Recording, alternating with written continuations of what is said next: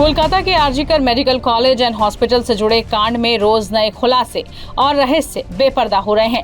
9 अगस्त को इस अस्पताल के सेमिनार हॉल के भीतर 31 साल की एक ट्रेनी डॉक्टर की लाश मिली थी। रेप के बाद उसकी हत्या कर दी गई थी। शव पर गंभीर चोटों के निशान थे और प्राइवेट पार्ट पर भी गहरे जख्म थे। कोलकाता पुलिस ने इस घटना के संबंध में अगले दिन एक व्यक्ति को गिरफ्तार किया, जिसका नाम संजय रॉय था। बाद में कोलकाता हाई कोर्ट ने इस मामले की जांच सीबीआई को सौंप दी थी।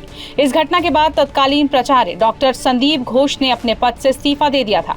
इसी कड़ी में अस्पताल के एक पूर्व कर्मचारी ने पूर्व प्राचार्य संदीप घोष पर सनसनीखेज आरोप लगाया। उसके मुताबिक संदीप घोष लाशों का सौदागर था।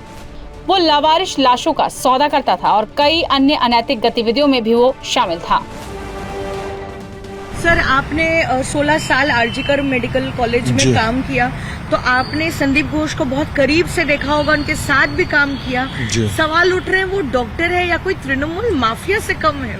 वो तो क्रिमिनल है। डॉक्टर तो उनको कहा ही नहीं जाएगा, क्योंकि जिस दिन से वो ज्वाइन किए हैं उसके पहले ये कॉलेज जो है ये 100 साल पुराना कॉलेज है।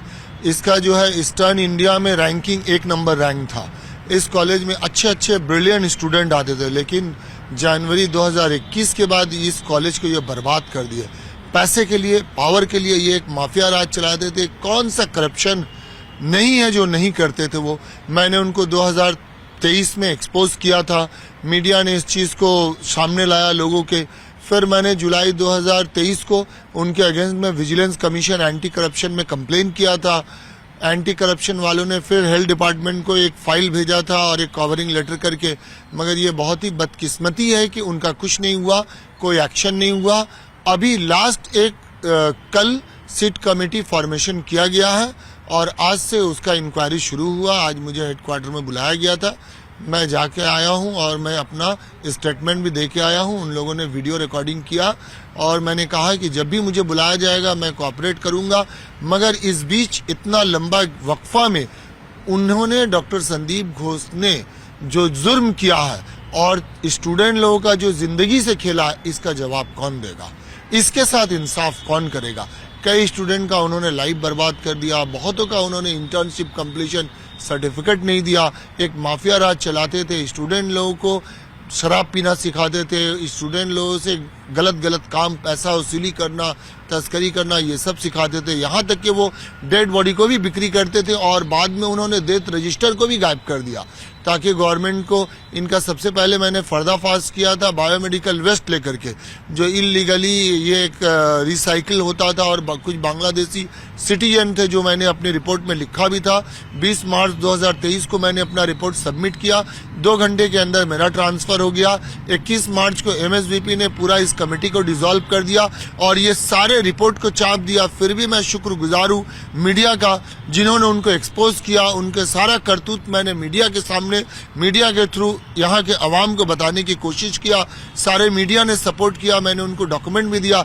मगर मेरी बदकिस्मती है और संदीप घोष की खुशकिस्मती कि वो हर बार बचते गए। आज इतना बड़ा हादसा हो गया, इतना कुछ हो गया। अगर शुरू में गवर्नमेंट इनके अगेंस्ट में एक्शन लेता तो शायद ये सब कुछ नहीं होता। सीबीआई संदीप घोष के आचरण को संदेहास्पद मान रही है और अब तक कई दौर में उनसे मैराथन पूछताछ कर चुकी है।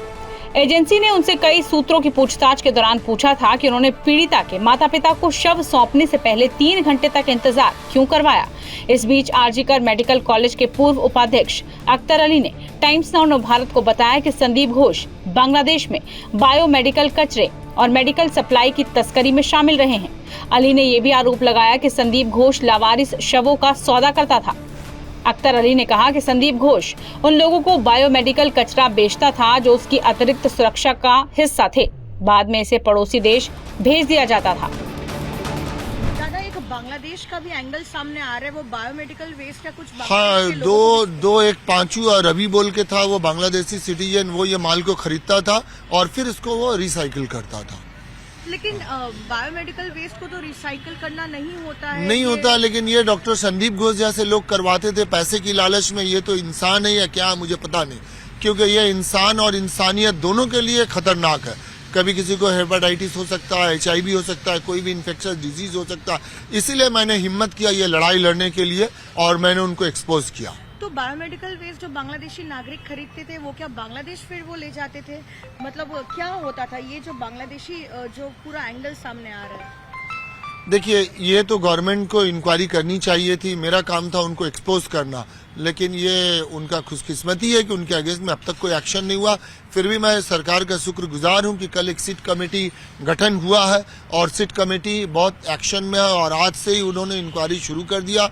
कल मुझे लेट नाइट मैसेज मिला था, मैं सुबह हाजिर हो गया और मेरे स्टेटमेंट भी रिकॉर्ड हुए और मैंने पूरा कोऑपरेट किया और मैं बोल के आया हूं कि जब भी मुझे बुलाएंगे, जरूरत पड़ेगी, मैं बिल्कुल कोऑपरेट करूंगा। सर, कुछ ऐसी भी खबरें सामने आ रही कि अस्पताल में जो एक्सपायरी वाली मेडिसिन होती थी, क्या वो जूनियर डॉक्टर और इंटर्न पर दबाव बनाते थे कि उसका जो है इस्तेमाल किया जाए, जो एक्सपायर्ड मेडिसिन थी?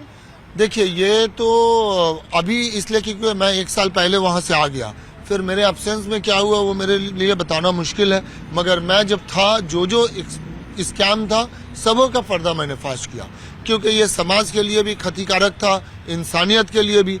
तो मुझसे जो बन पड़ा, मैंने अपने ऊपर बहुत अत्याचार सहा, मगर मैं उस अत्याचार को कभी किसी को नहीं बताया कि मुझे मारने की धमकी दिया गया, मेरे परिवार को टारगेट किया गया, मेरा सर्विस ब्रेक हो गया, मुझे पेंशन, ये सब शिकायत मैंने इसलिए नहीं किया कि मैं चाहता हूँ इंसाफ हो, लोगों को इंसाफ मिल जाए, मेरे लिए यही बहुत है। ऐसी भी खबरें हैं कि वो जूनियर डॉक्टर्स या फिर स्टूडेंट्स को फेल कर देते थे जबरन, और फिर क्या पैसा लेकर जो है उन्हें पास करने का भी वो काम करते थे? हाँ, ये करते थे। ये तो एकदम पूरा रैकेट था। उनके अंडर में जो ग्रुप में कुछ सब जूनियर स्टूडेंट थे, वो लोग पकड़ते थे स्टूडेंट लोगों को और पैसा वही लोग कलेक्ट करते थे। एक मिनट, बार तो सर, क्या वो सुनते थे कि 20 सिक्योरिटी गार्ड, हाँ, 20 सिक्योरिटी गार्ड, हाँ, लेके और प्लस 4 बाउंसर लेके घूमते थे। तो ये अब उस तरह का वो क्रिमिनल माइंड आदमी थे, उनका वो सोच वैसा था। ये सिक्योरिटी गार्ड जो है लड़कियों की सुरक्षा के लिए लगा सकते थे, स्टूडेंट की सुरक्षा के लिए, लेकिन वो तो अपने लिए, पैसे के लिए, पावर के लिए जीते थे। कभी इंसानियत से, स्टूडेंट से उनका नाता ही नहीं रहा। क्या सेक्स रैकेट, ड्रग रैकेट, देखिए, ड्रग रैकेट के बारे में नहीं पता और सेक्स रैकेट भी ये गलत बात है, बट एडल्टरी होता था। उनके कुछ दोस्त थे जो गेस्ट हाउस में बीच बीच में लड़कियां लेके आते थे, और उनका जो जूनियर डॉक्टर या पेट स्टूडेंट लोग थे, वो भी कभी कभी लड़कियां गेस्ट हाउस में लेके आते थे। ये बात आखिरी सवाल आपसे, क्योंकि एक जूनियर डॉक्टर का रेप और मर्डर हुआ है, बेहद अनफॉर्चुनेट है ये, तो क्या आपको लगता है कि ये सिर्फ एक रेप एंड मर्डर का केस है या इसके देखिए, चूंकि ये मैटर सीबीआई देख रही है और फिर सुप्रीम कोर्ट भी इसमें इन्वॉल्व है, तो मेरे लिए ये कमेंट करना मुनासिब नहीं होगा जब तक इसका रिजल्ट नहीं आता। अख्तर अली ने यह भी दावा किया कि उन्होंने राज्य सतर्कता आयोग को संदीप घोष की कथित अवैध गतिविधियों के बारे में जानकारी दे दी थी। अली ने कहा कि वो उस जांच पैनल का हिस्सा थे जिसने संदीप घोष को दोषी पाया था। हालांकि जिस दिन उन्होंने राज्य स्वास्थ्य विभाग को जांच रिपोर्ट सौंपी, उसी दिन उनका तबादला कर दिया गया। रिपोर्ट में अख्तर अली के हवाले से कहा गया कि घोष छात्रों को परीक्षा में पास कराने की एवज में भी रिश्वत की मांग करता था। उन्होंने दावा किया कि संदीप घोष ने हर टेंडर पर 20% कमीशन लिया है। मंगलवार को ही कोलकाता पुलिस ने संदीप घोष के खिलाफ अस्पताल में हुए कथित वित्तीय अनियमितताओं की जाँच शुरू की। अस्पताल में कथित वित्तीय अनियमितताओं की जांच के लिए 4 सदस्यीय एसआईटी गठित किए जाने के बाद संदीप घोष के खिलाफ पुलिस की जांच शुरू हुई है। दूसरी तरफ अख्तर अली ने संदीप घोष पर अपने कार्यकाल के दौरान वित्तीय अनियमितताएं बरतने का आरोप लगाते हुए बुधवार को कलकत्ता हाईकोर्ट का रुख किया और घोष के खिलाफ ईडी से जांच कराने का अनुरोध भी किया।